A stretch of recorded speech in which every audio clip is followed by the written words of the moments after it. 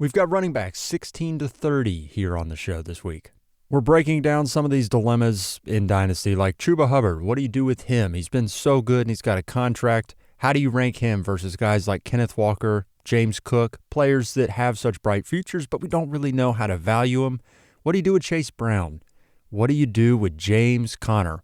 All of these different dilemmas. We're breaking them down on this episode of the show. Let's get into it with Landon and Ben.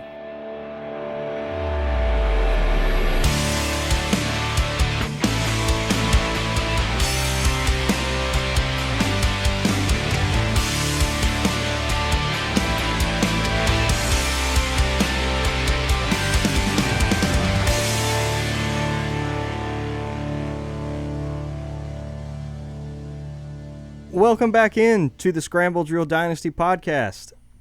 I am Ben Watts. Across from me, through the internet, is Josh Johnson and Landon Davis. We're finishing up our running back episodes. It's week 2 of Dynasty running back rankings. We did positions 1 through 15 last week, and we're going to finish it up with our final spots. Gentlemen, how are we doing on this day? I'm feeling wonderful. This is ranking running backs. It's just such a fun little pastime. And now that we're taking each other out into deep water is really what we're doing. Once you get past like the top 12, you don't know. You're kind of like, there's this stat, there's this argument, there's this contract thing I can pull up. But really, when push comes to shove, you're like, nah, who knows? And there's going to be contract stuff brought up on this episode. Absolutely, yeah. Because once you're making some of these decisions, you're like, how much team control does the team have? How much longer? How much time horizon can I plan on with this player being good? And it gets a little dicey. So this is going to be fun. Our rankings were very in lockstep for the top 15, for the most part. It's a crapshoot. It probably took us 30 minutes to do our composite for it took for this episode. Forever. We prepped and it took us forever. So this is going to be fun. Yep. Landon, how we doing? I'm good. You guys know I've never really been a rankings guy. I've been much more of in my head, strategy is way important than rankings, and team build is way more important than rankings. But this has been fun. This has been a fun exercise, and we essentially had the same top 33 running backs, just in different orders. So let's go through it. Yeah, it's interesting. To recap, I'll just hit the top 15 we had last episode. We had Tier 1 was Bijan, Gibbs, and Genty. Tier 2 was Saquon Barkley, Amari, and Hampton. Tier 3 was Devon Achane, Breece Hall, Jonathan Taylor, Quinshon Judkins, Travion Henderson. And then Tier 4 was R.J. Harvey, Bucky Irving, Christian McCaffrey, Caleb Johnson, and Kyron Williams. Believe it or not, I actually had to, in our original ranking, I think Travion was ahead of Quinshon. I was in the lab this weekend in two rookie drafts I had going on. One of them is still going on. So I have been brewing all weekend, nonstop thinking about trades, and I've been trading up, trading down in rookie drafts. And I was on the clock at 105, staring down in a Superflex league, staring down Quinshon and Travion. I had Travion ahead in my rankings, and I balked. I took Quinshon, so I had to adjust the ranking there for us.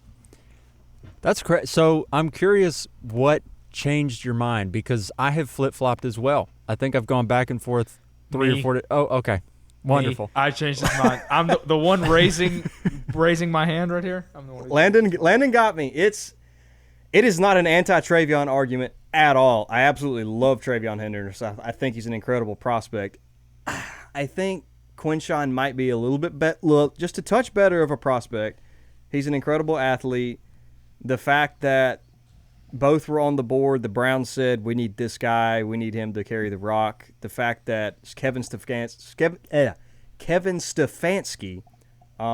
can make things happen with that offensive line and his run scheme, I think Quinshon just fits them really well.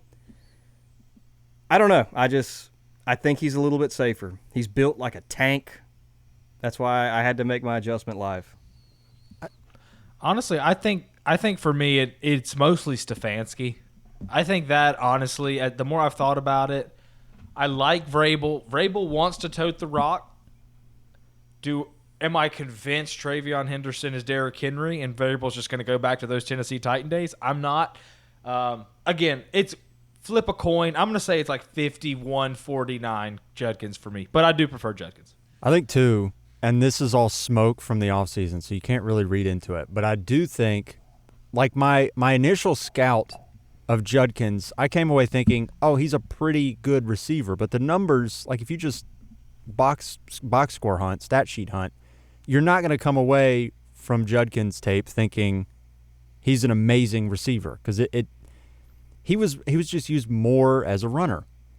But coming away from watching him, I was like, he actually looks like a better receiver than what he shows on a stat sheet. And don't look at his Ohio State stats right. either. Like because he caught passes at Ole Miss. Right. And I think Travion's a better receiver, and so he got that opportunity at Ohio State.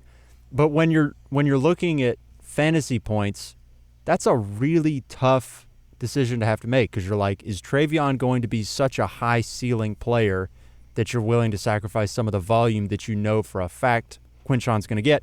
And then is Quinshon going to be a better receiver than what people think because he kind of snuck up on you a little bit as a prospect, as a receiver? So, like, there's a lot to go back and forth on, and I'm not sure if I'm 100% set in how I feel about them, but I also haven't had to make a decision between them yet. And I think when that moment comes, then I'll have to really put my money where my mouth is.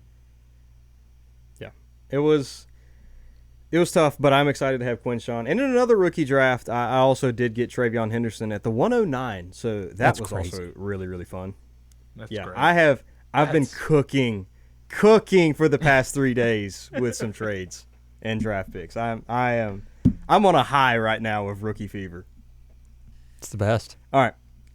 We will hop into what we're here for, the meat of this episode, the running back rankings, and our only bit of news actually leads us directly into the running back rankings. So we'll start at running back 16. He is here, and he should be a little bit higher because this didn't happen last week. Derrick Henry just got a 2-year extension from the Ravens. He's 31 years old. This is fantastic. Like, are you kidding me? Like the notification comes across the Twitter timeline, and you're like, oh, all right then. Maybe the best fantasy football running back over the past handful of years, and he has an extension, and he's rarely ever hurt, and he's also huge. And if you're doing your short list of human freaks that happen to play NFL football, he's on there.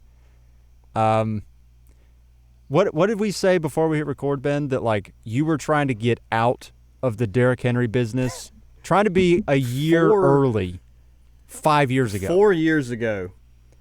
4 years ago. I think it was 4 years ago. I traded, and this was a big time Mully trade. Like this was an absolute earth shattering trade that went down in Mully. I traded Derrick Henry and the 106 and 107 for Jonathan Taylor after Jonathan Taylor's rookie season and the 101, which turned out to be Najee Harris. Earth-shattering, like, the mountains fell trade.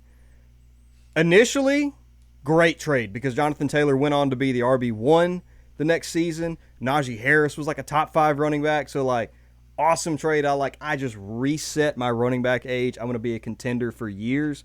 4 years later, Jonathan Taylor's still great. Somehow I've still managed to lose that trade. Probably has a lot to do with Najee Harris. Najee has something to do. Derrick But Henry, also, I was trying to get out. He was 27. The thing, I don't think people, like, I haven't heard people talk about a lot with Derrick Henry's season last year. He had, was it 1,800 or 1,900 yards he had last year? He had 1,900 yards. 1950 something is in my head.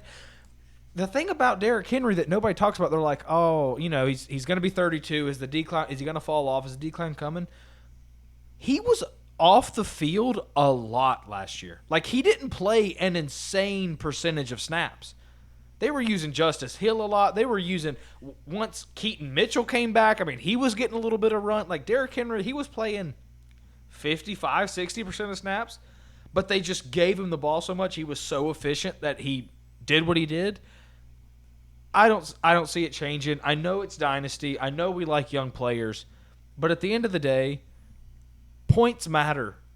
Points matter, and he has a 2-year contract, and let's say he plays 13 games and he's 90% of what he was last year. What's he going to be? RB7, RB8, RB9? Something. I mean, and you have him for 2 years. Come on, sign me up. I have him at 16. I think I have him a lot above probably where most people would have, and all of us do. Believe it or not, he scored more fantasy points last season than he has any other season. Last year was his best year. Wow. I believe it. I mean, he averaged 5.9 yards a carry last year on 325 carries. Yeah, it was like every time he was on the field, he got the ball. Like, when Justice Hill came in, it was like they're passing. Yeah. Justice Hill averaged like 30% of the snaps, and he averaged like 2 or 3 carries a game. It was like we are throwing the ball when he's in there. So, yeah. Yeah, absolutely insane from Derrick Henry. All right, this is a tier, so we've got Derrick Henry at 16. We've got a tier of 3 other guys in here. You could probably argue some more guys in, but this is kind of where our rankings fell out. Josh Jacobs, we got him at 17. James Cook at 18, and Kenneth Walker at 19. I do feel like you could argue some of those 3 guys in different orders, but for the most part, I would argue potentially like Kenneth Walker a little bit higher just because I think he's going to remind some people and potentially he's going to get a second contract somewhere. But still, I know all these guys have runways and their teams love him. James Cook is probably not – he's definitely not the sexiest name in here. A lot of people do not like him. On this podcast, too. I think this tier is really interesting because you can make a lot of arguments to move players up and down, and that's why they're in the same tier. But Josh Jacobs, I feel like after how he played last year and how the Packers used him last year, he feels like the safest, so he comes in right behind Henry. Cook and Walker are so fascinating because they have produced to the point where you feel like you're getting an elite player at certain points in their career, but they're not consistently that way. And I just pulled up Kenneth Walker's stats. Like I think we all would agree he could rocket up rankings if he has a great year. He just has never had a great year. He's going into year 4, and his best season total in terms of rushing yards is 1,050. He's got 1,000-yard rushing season. Yeah. It's He's injuries. definitely been injured a lot. Yeah. He misses. He's an eye test a little bit, too. Kenneth Walker looks good when he's playing. Yeah, and last year he did give you 46 receptions. They started using him as a receiver much more than in previous years. So you've got that part where you can, you could point to that and say, okay, maybe he can really take a step forward and be a 3-down elite back. But there's always kind of something with him, and it's usually been injuries. But even when he was healthy, there was the concerns about, is he actually going to be a pass catcher? Last year he caught passes but was hurt. So there's something there. And James Cook has his own things as well, where it's like he had 16 touchdowns last year. That's probably not going to happen again.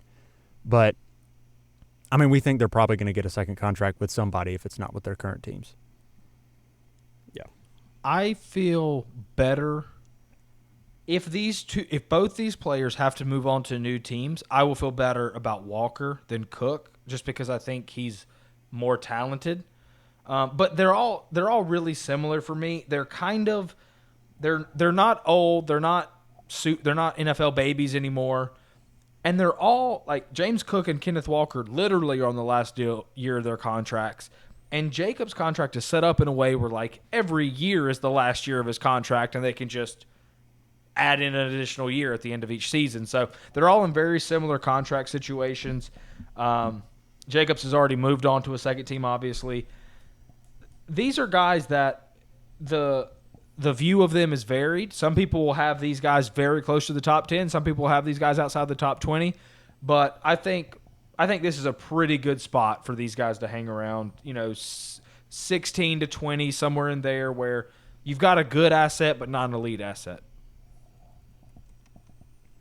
Yeah, they're definitely like bigger leagues. You love having these guys because you can just throw them in flex spots. It's really awesome. Shallower leagues, they carry a lot less value. I would say Henry still, and this is why we have him at one. Yeah. He definitely carries the most because Mully is a small league, and Henry is just about a borderline untouchable asset in there, just because he's the guy who can finish at RB5 in this. I don't see any guys right here finishing in as a top 5 RB, but Henry could.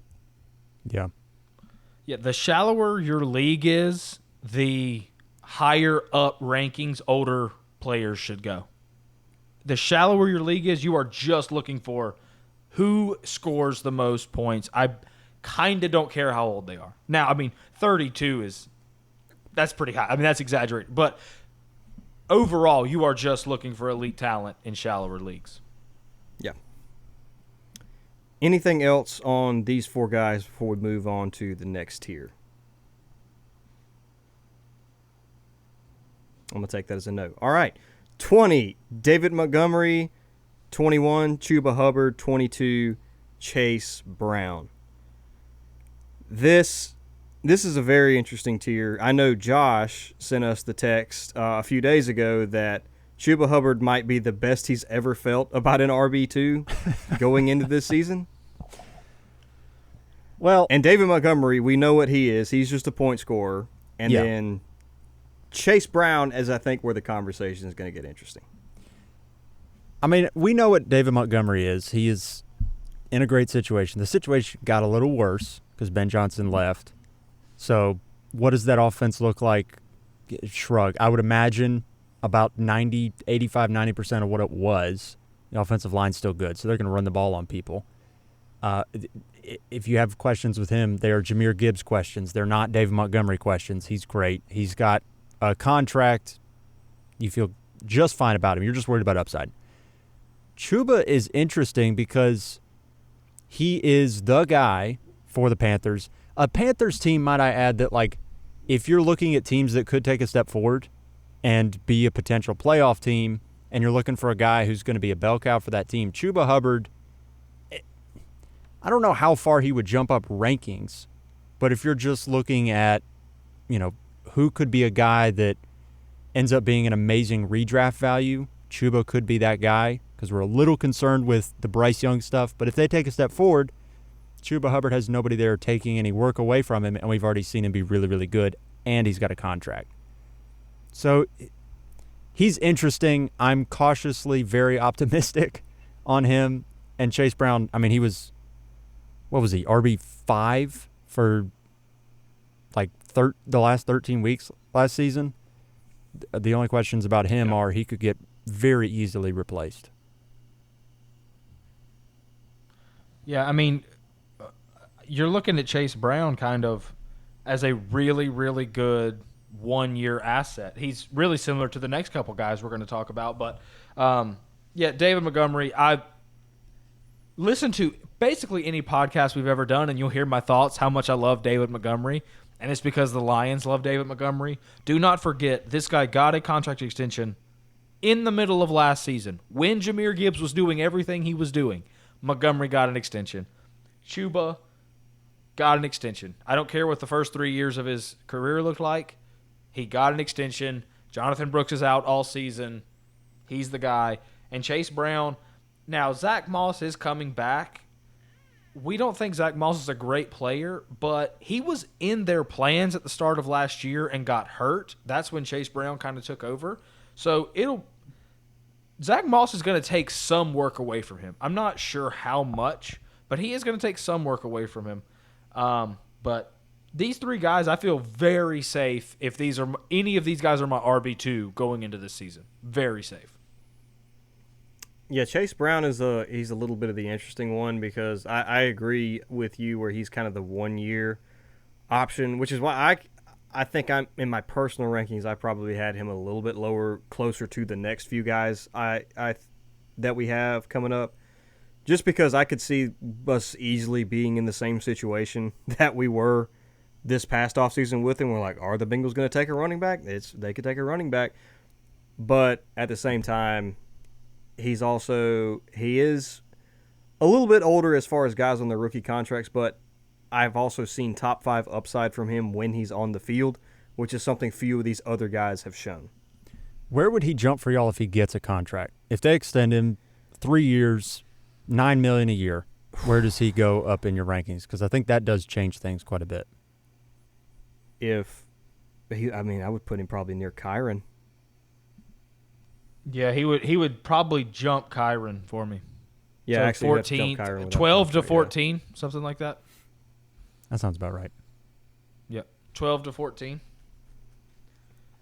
But that's a huge question. It's I don't think they will because they have bankrupt. They can't even pay their elite pass rushers. So a running back is probably not getting a deal.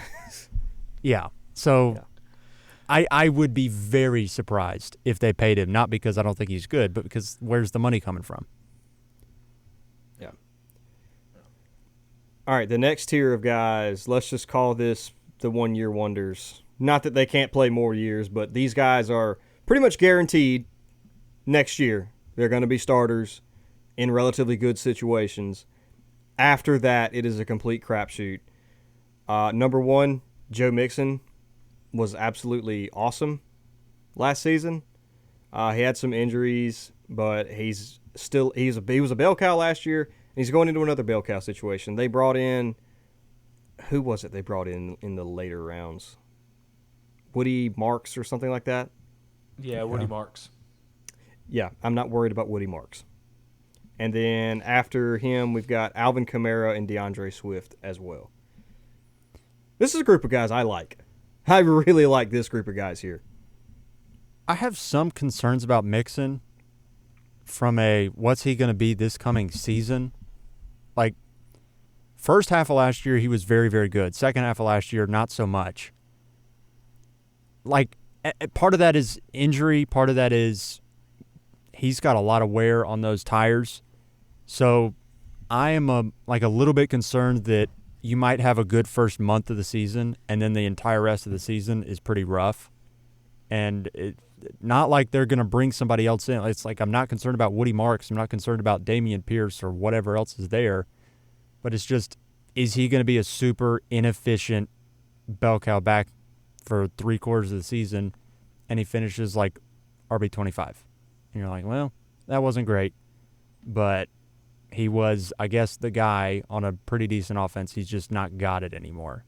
I think that's my concerns with him. I don't have those same concerns. O-line is a concern there, too. O-line's not good. The O-line was bad last year, and they decided to do a bold strategy and not address it.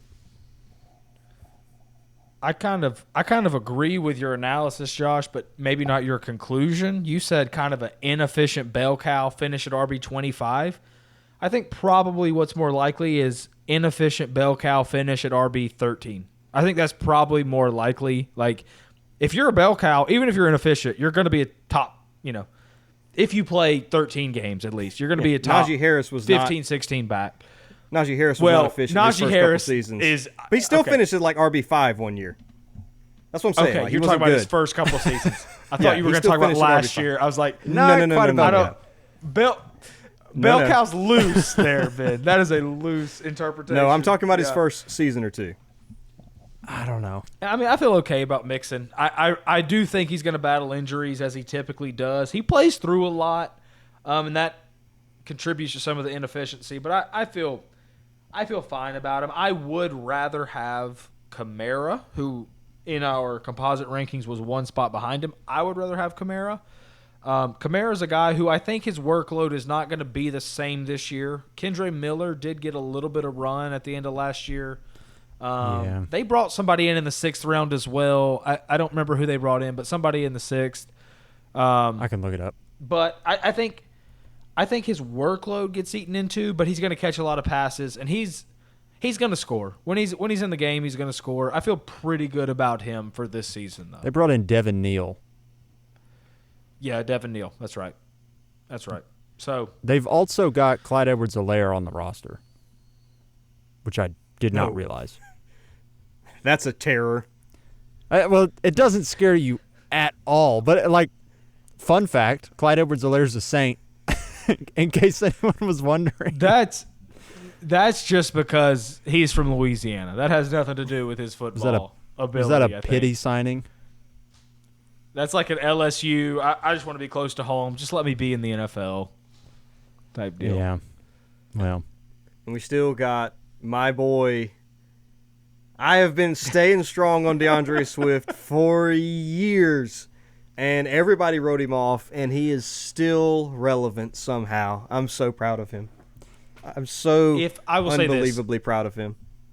I will say this. If Ben Johnson did not go to the Bears, we would not have him this high. No. Well, Ben may have. I would not have had him this high. The thing with Swift is Ben would have. He was pretty good last year, I think, considering the circumstances, but he wasn't really good in a black and white kind of a way. He was fine. It was just the situation was terrible, so you have a positive remembrance of what DeAndre Swift was last year, because it was like the odds were against him, and he sort of managed to be average. And he wasn't horrible, and that was a horrible situation. He didn't actively kill you, but he also did absolutely nothing to help you. So, I don't know. Like, I know it, and this is where it's such an interesting tier, because you have Kamara. It's like, is anybody surprised if he's the RB5 this year? Not really. I might be a little surprised. I wouldn't. I might be moderately surprised, but like he might also catch 73 passes, and just PPR his way into a great finish. He could also absolutely suck, so that's also why he's here as well. But I don't know. And Swift was the RB 19 in PPR this year. Another one that was actually his best season since becoming a pro. Oh was gosh. last year. Ben. That In a that horrible says a lot about situation. you, Ben. That says a lot about you, Ben. I know. Yes, it does. I know what I see on film, and the NFL knows it too. DeAndre Swift, strong. the eyeball test champion.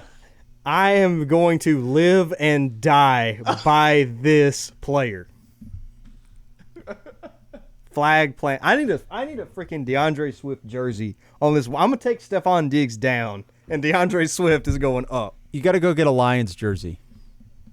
Heck, you could get an Eagles jersey. I don't even know which jersey you want. All of them. Just gonna be Swift, Make right a there quilt. behind me. Make a DeAndre Swift jersey quilt. Yeah, DeAndre, if you're listening, you need to guest on this podcast. There has been no stronger champion of DeAndre Swift in any form of media than me. That's probably accurate. Yeah, probably not. Yeah. Probably not. And guess what? Y'all also had him in this tier as well, so suck on that. Moving on. The last tier of guys is a really big tier, and it's a really wacky tier. I'll start off. We arguably could have had this guy higher. James Conner, we have him leading off the tier. Usually in tiers, I would say guys are interchangeable. I would not say that in this case. I think James Conner definitely should be leading this tier for sure. And he's another one. Does he have a year after this? Honestly, I don't even think so, but they did extend him. We could just bump him up. We could just bump him up. Yeah, to the I higher think tier. He does kind I of think feel makes the like most sense. one of those guys where it's like he could be a top 10 guy for 1 year and then just disappear. And that's basically what the other tier is. The reason so I would he- have he him should go lower with than the last three, I would be okay putting him in that tier with them. The reason I would have them a little bit lower is another guy later down this list is they already kind of have his replacement there and could take touches from him this year. Are Mixon, Kamara, and Swift on their same teams or have starting jobs next year? I don't know. But I also know the replacement isn't there yet, whereas James Connors is. So that's my only argument for him there. But we do have him there. Following that, do we want to just kind of list all these names and then we'll kind of go through and talk about say them? them all. Tony Pollard, Brian Just say 'em Robinson, all. Aaron Jones, Zach Charbonnet, Trey Benson, Bashal Tutin, Cam Scatabo, Tyrone Tracy, Travis Etienne, and Isaiah Pacheco. How did Bashal Tutin end up higher than Cam Scatabo?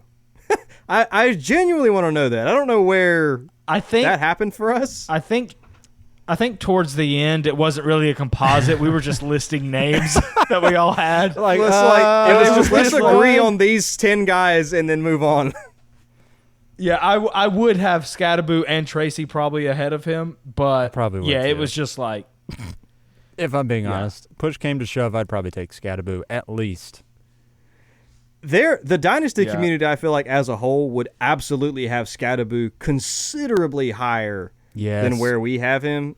The reaction that I see in the rookie drafts that I had, well, at least one, Cam Scatterbo went at like the 2-5, and the entire league lost its mind because they were hoping they could get him later. Scatterbo, and Landon's been calling this all offseason, is he was one of the guys that is going to be overdrafted. He's going to be the fan favorite. I don't think he's that good, but he has got a legitimate shot to be a starting running back this year. Well, I mean, I think he's probably the best running back on his team. It's a bad team without a quarterback. It's a very bad team. Sorry, Giants fans. They got a quarterback. They drafted They got seven a quarterback. quarterbacks. They drafted They got a lot of quarterback. quarterbacks. they got too many quarterbacks. They have a bunch of bad quarterbacks. They're going to have to cut 3 quarterbacks to have 4 on the roster by training camp. I don't know. I mean, if you were to tell me that Scatterbo was the guy who rocketed up this tier, and next year this time he goes from the RB27 in Dynasty to he's like 16, I'd believe you. Like there's a path for that happening. I feel like that's ceiling though for Scatterbo. Probably. I mean, I did see a good player, but he's 24. He doesn't really have great draft capital, and he's not really in a good situation. It's just He's it's also an okay. not that good of an athlete. I believe he ran a 4.740. No, he's not That's fast. not good. Yeah, he's the everyman's running back. Yeah. You know, we like him. He is fun. Like I was in, the college football playoff when he was doing his thing. I mean, it was fun. Yeah. People like him. People are gonna say like, oh, he's way better than Tyrone Tracy. Guys, it's the same coach and GM that drafted Tyrone Tracy, and he has 15 spots better draft capital. Like it's not like he has a crazy, maybe more, maybe like 30 spots better, but it's not like he has crazy better draft capital than Tracy. They're similar players. I rank them back to back because I think they're probably just in a 50-50 timeshare, and he got a good landing spot. It would have been a great landing spot if he was a second-round pick, but him being a fourth-round pick just makes it a good landing spot because he's got similar team investment to the guy who was already there and was already pretty good last year. And don't forget, Devin Singletary is there, and he's going to get 20% of the snaps. So the other two guys are fighting for 80%. They're not fighting for 100%. So that's kind of our thoughts on Scatterbo. But we've said it all offseason. Don't get fooled by the 4th, 5th, 6th round pick with a really good landing spot, and it seems like kind of a lot of people are getting fooled. Which obviously we've been calling that all offseason. Like this is going to happen. This is how, and less so in I guess serious leagues. I mean, mid-second round was always going to be a good place for him to go. Like I think that's about right. But more casual leagues are definitely going to overvalue him. Oh, he's going to go. He could go in the first round. I was just about to ask you that. Where is he going to end up going in Mully? Where it's like every year there's one or two that it's like, what just happened? Why'd this guy go so high? I love trading to the early second in Mully this year. You always get somebody. You're going to get like Tyler Warren or somebody at the 2-3 because these other guys are going to go higher. Yeah.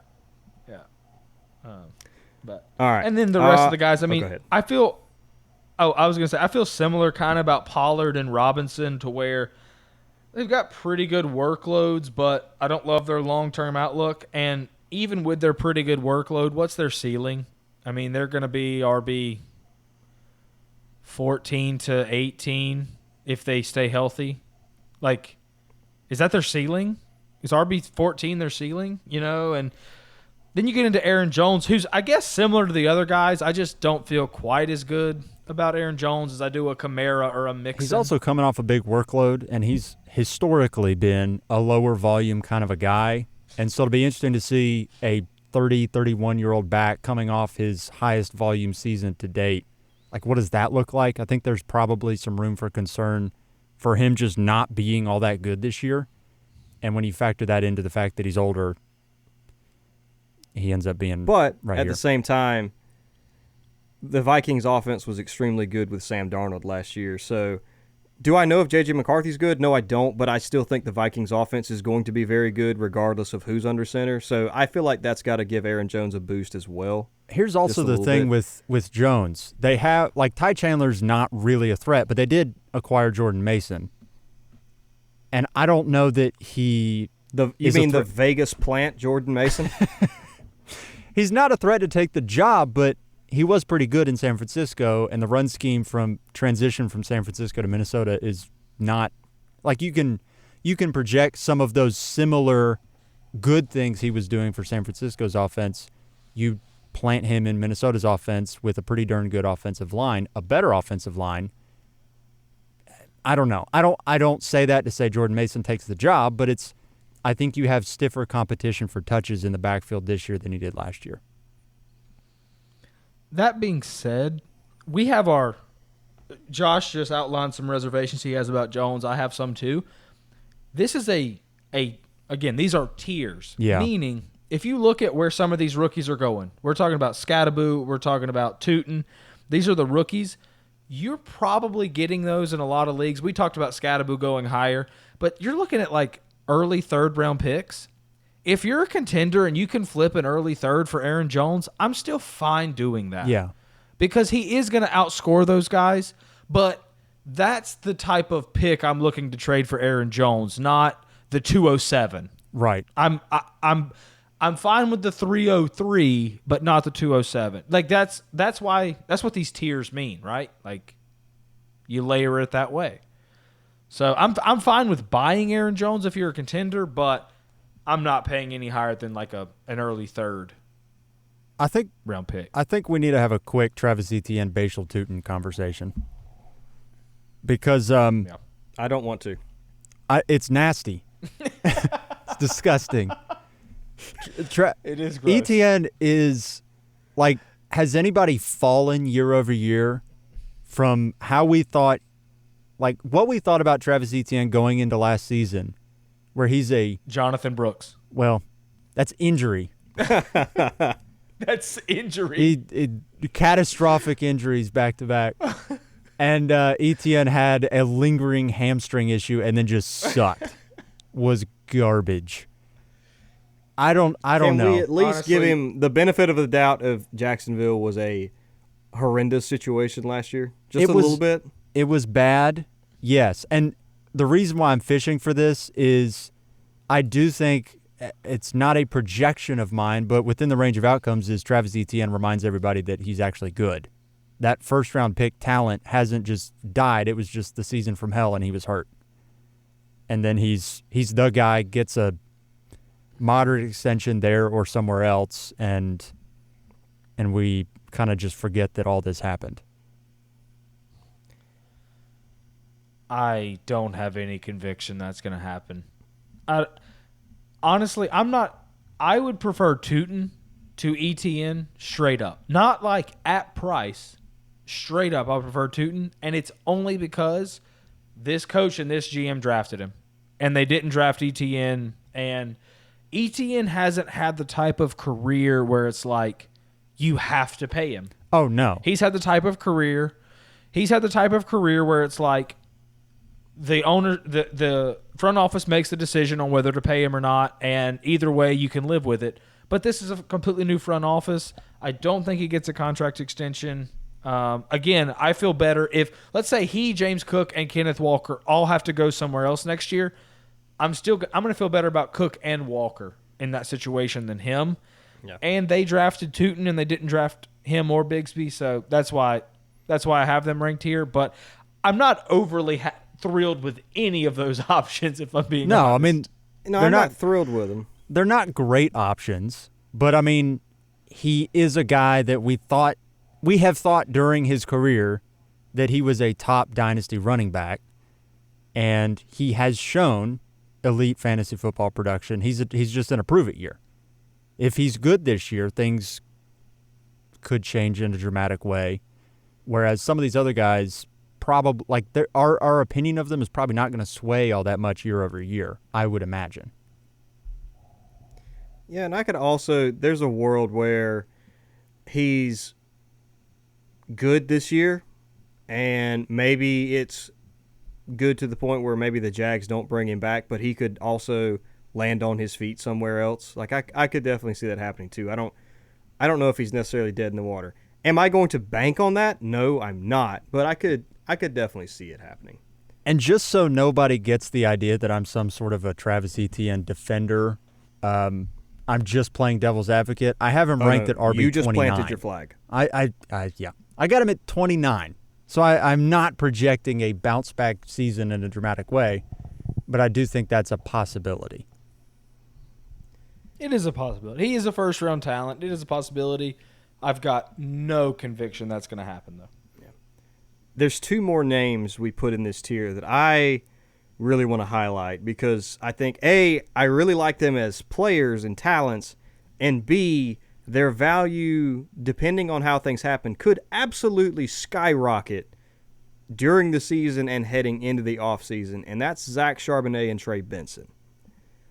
I think, Trey Benson, as a pure talent, is kind of up there. I mean, he's like 6 feet tall, 220 pounds, runs a 4.39 40, crazy good athlete.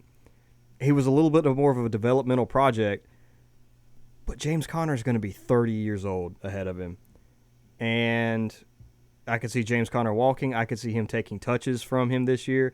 And a James Conner injury is going to launch Trey Benson into the stratosphere as far as, and maybe it could launch him to where it's too high, but a single injury to James Conner puts him sky high. And then the same thing goes for Zach Charbonnet. Charbonnet was actually really good last year.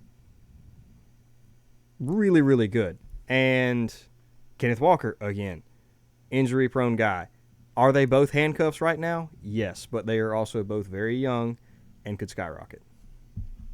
I think specifically with Benson, he's more fascinating because you haven't seen it yet, so you have to call your shot a little bit. But the situation and the stars have aligned to where he can be really good for fantasy. James Conner did not get injured last year. He didn't have, like, you've been projecting 3 to 4 games missed for James Conner for probably the past 5 years, and last year was the anomaly where he didn't. I mean, he might have missed 1 game last season, but there was really no significant time missed for injury. And with Charbonnet, you saw it. Kenneth Walker missed more time than he has in previous years. And Charbonnet steps in there, and with this coaching staff, that's the key there. With this coaching staff, he was very, very solid. So you have to think if they are doing some sort of a contract negotiation with Kenneth Walker, they have an ace in the hole in Zach Charbonnet that may or may not change how they feel about Kenneth Walker. So that's a fascinating situation for both of those guys in terms of dynasty value, because you're right, they could jump in a big way. They could also just be like, meh, which is why they end up here. The other difference is if I'm going to make my Trey Benson argument, which I'm not even sure how much more I like Trey Benson, but if I'm going to make a Trey Benson argument, Charbonnet and Walker are one draft class apart. Like, they have one more year on Walker's contract, 2 more years on Charb's. It's not like there's this big gap. So even if they move on from Walker, it's not like Charbonnet has a crazy long outlook at that point. Benson, on the other hand, he's got 3 years of team control, and Conner is, I mean, they're like a decade apart age-wise almost, like 8 or 9 years apart. So That I do like Benson's long-term outlook if there is a big Connor injury more than I like Charbonnet's if there's a big Walker injury, if that makes sense. But I think they're very similar. I think these guys should be going back-to-back. And I'm fine with pushing both of them up your rankings. If you are a James Conner owner, you should have Benson higher than this. If you are a Kenneth Walker owner, you should have Charbonnet higher than this, just because they play the role of really, really good handcuff for this season with future value, which is very valuable. And if, most dynasty leagues at this point have big enough benches to where you can have two running backs that make up one and you're fine. And that's the situation you're in with both those guys at this point. You also brought this point up before we hit record. Starters. Yeah.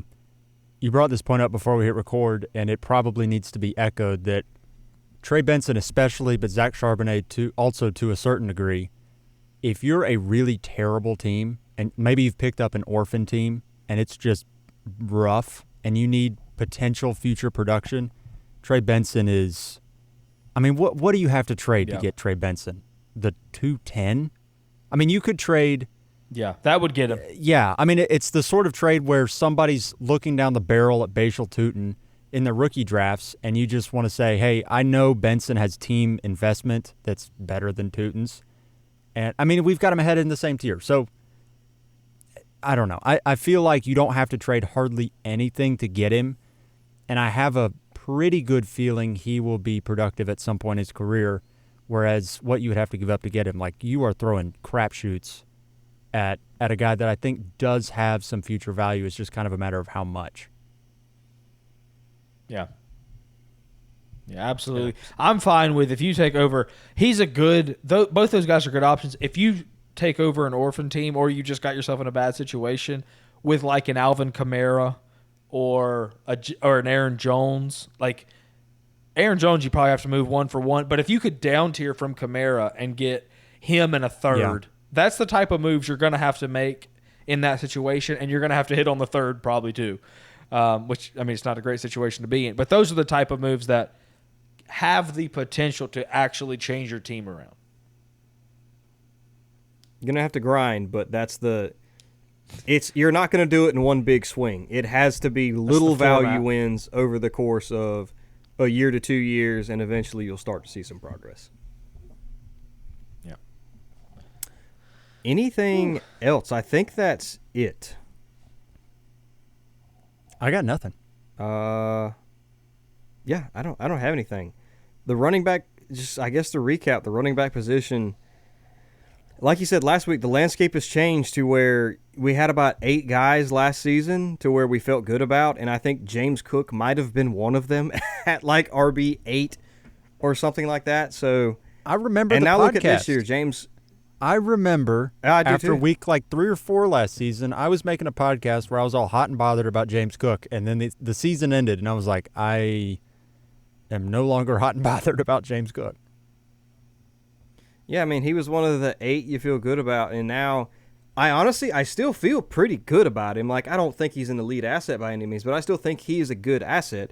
He's down here at like, he is, that's 18 for us. Running back 18, and like Landon's saying, he was at 22. There's 22 guys that I feel good about having as my RB1 or RB2. You got you Chuba Hubbards, your David Montgomerys. That's a great RB2. Kenneth Walker, Josh Jacobs. Henry, honestly, is an RB1. He's in this tier because it is a dynasty ranking, and we have to factor age in a little bit, but he is an RB1 going into this season.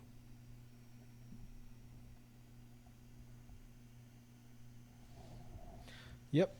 We're in a good spot. We're in a good spot dynasty running back wise. Yep. Well, if nothing else to say, that'll do it for us.